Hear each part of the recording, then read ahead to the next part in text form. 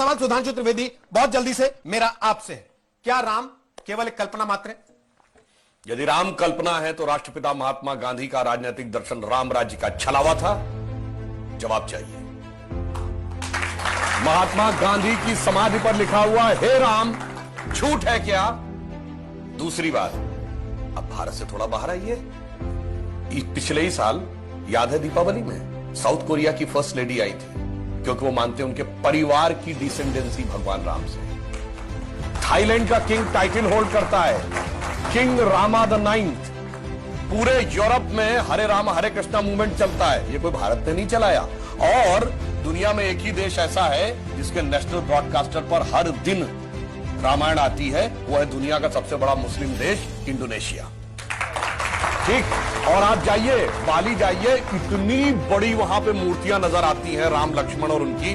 और रावण का देश Sri Lanka, officially government of Sri Lanka कहती है लिखित में कि राम थे और राम के ये ऐतिहासिक स्थल हैं।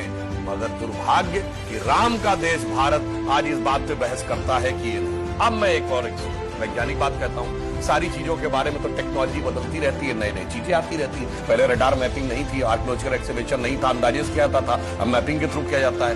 मैं पूछना चाहता हूं, साइंस एंड टेक्नोलॉजी में सबसे बड़ी थ्योरी आइंस्टीन ने रिलेटिविटी की थ्योरी दी, जिसमें उसने कहा ये दुनिया सिर्फ स्पेस नहीं है, टाइम एंड स्पेस है। मैं आपसे पूछना चाहता हूं, टाइम का सबसे एक्यूरेट पैरामीटर क्या हो सकता है? आप कहेंगे 5 बजे, तो 5 तो दिल्ली में बजे ना, लंदन में तो कुछ और बजा होगा।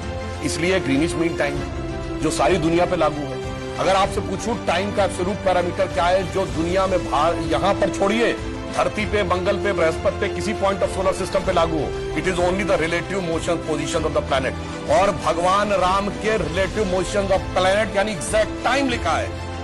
क्या कर्क राशि में गुरु था, कर्क राशि में चंद्रमा था, पुष्य नक्षत्र था, मकर राशि में मंगल था। और जब नासा ने प्लैनेटोरियम सॉफ्टवेयर में डाला तो डेट तक निकल आई कि 7000 कितने सौ बीसी से पहले ये हुआ था।